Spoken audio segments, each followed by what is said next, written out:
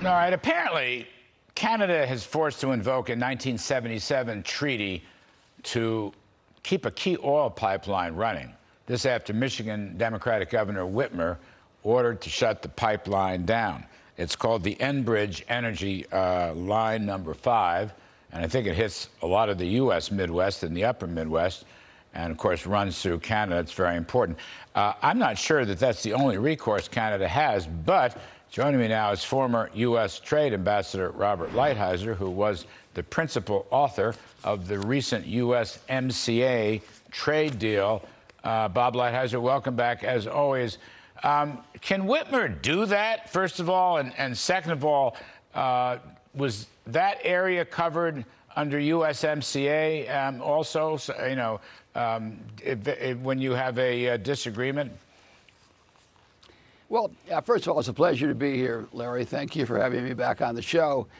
So the answer is she probably cannot do it. I mean, I haven't studied all the details, but this is a 1977 agreement.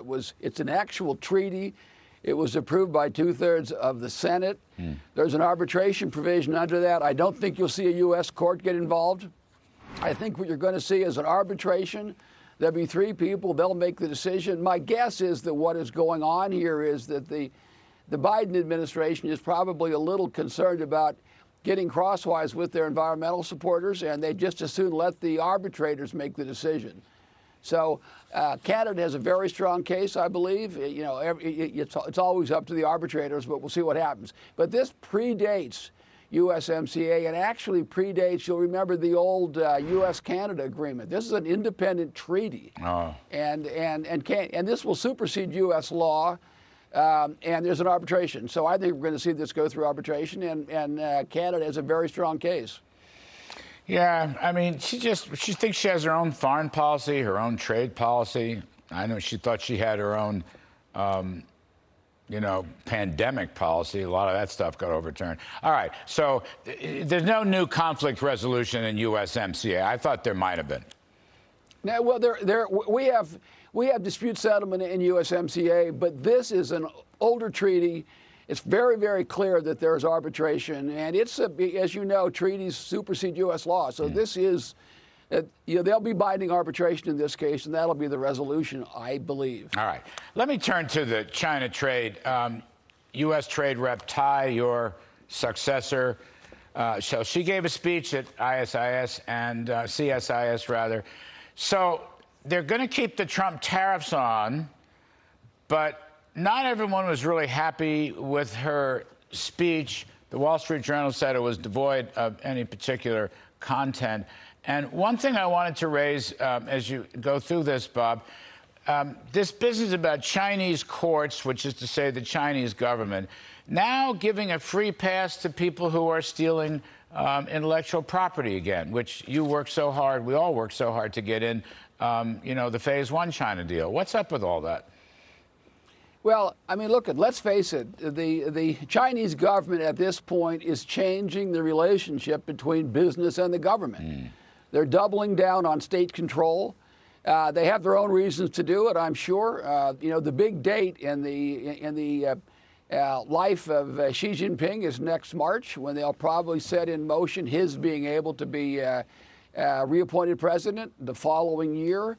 They're moving very much in the direction of state control in what you would think of as actual communist policies.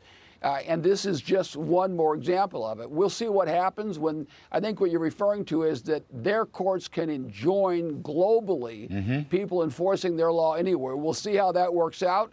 In practice, that may end up being a violation of one of the U.S. agreements, including Phase 1. We'll see how that is. At this point, I haven't seen an actual example of it, but they're certainly talking about it. But the most important thing to remember is, look at, U.S. business has certain rights, and if the Chinese are going after our intellectual property, forced technology transfer, a whole bunch of other things that were agreed to, we have actions that we can take under the Phase 1 agreement. But just changing the relationship between business and government, that's something different. And U.S. businesses ought to be aware of that. And I think the smart ones are.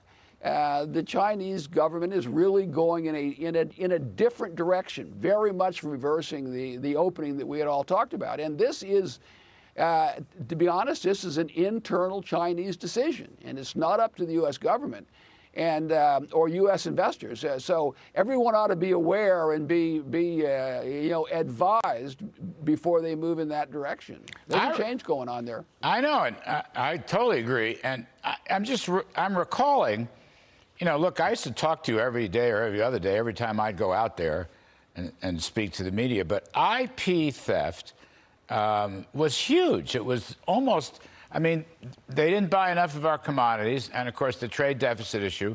But IP theft was a unifying principle. One of the reasons why President Trump, in my view, enjoyed so much support, Bob, from all over the map, businesses, labor, consumers, you name it, was this IP theft. As you used to tell me, we can't let them steal our family jewels. Technology breakthroughs, the backbone of the American economy. So if they pull this stuff, aren't all bets off? Well, we'll see, right? First of all, we want to see some practical examples. For sure, President Trump and you and me and Secretary Mnuchin and others changed the relationship between the United States government and China. And it was a whole lot of unfair practices. Probably one of the most important was failure to protect intellectual property, but also forced technology transfer and a variety of other seriously unfair practices. We put in place an agreement. It's a good agreement. Very importantly, we put in place tariffs. One of the unfortunate things that people have talked about recently is restarting this exclusion process. That is a very big mistake in my opinion. That was never meant to be permanent. These companies have had 3 years now to figure out how to get their products without worrying about those tariffs. It's a big mistake to open up those exclusions again. We certainly would not have done it. But there's a series of unfair practices. But you're right. One of the most important was failure to protect intellectual property and forced technology transfer. Innovation, technology, business practices, that's the lifeblood of the American economy. Last one, quickly. There was a good Wall Street Journal front page story last week, how we all went after Huawei, which is really an instrumentality of the Chinese Communist Party at this point. We went after them, and we hobbled them, and now they've stayed hobbled. They're in deep trouble. We've kept them out of 5G, and a bunch of countries, we finally were able to persuade a lot of our friends in Europe and especially Asia to keep Huawei out of 5G. Bob, will that stick? Will we remain tough? Will the Bidens remain tough on Huawei and keep them out of 5G? Because they're just spying, and they're just eavesdropping, and they're just stealing our trade secrets. And will these other countries do, too? Well, I believe they will. I believe this is a positive part of the Biden policy. I think they see the threat. Europe is uneven. Let's be honest. Europe doesn't see itself necessarily as our great ally in this battle. They view themselves as an independent pole. So we'll see on that. But I think the Biden policy is in the right position. I thought it was unfortunate that they allowed the Huawei executive out of Canada and then decided really not to prosecute her. I thought that was a sign of weakness. Very, very, it's very risky to show weakness in a situation like with China at a time like this. But I think their policy on Huawei at this point is a good one, and I hope they stick with it. We'll see. Any of these weakness roads lead to Taiwan, it just seems to me. China is all over it. It's a very complicated relationship. Things are changing very quickly in China, and people who really study it can see it. As I say, the relationship between the government and business is changing very, very quickly. The military is building up. There is aggression in a variety of areas, and we'll see how it all shakes out. It's a transition right now. We really have to be, I think, strong and stay focused, and at the same time be constructive. All right. Bob Lighthizer, thank you, sir. Wonderful to see you. Hope you'll come back soon. Great.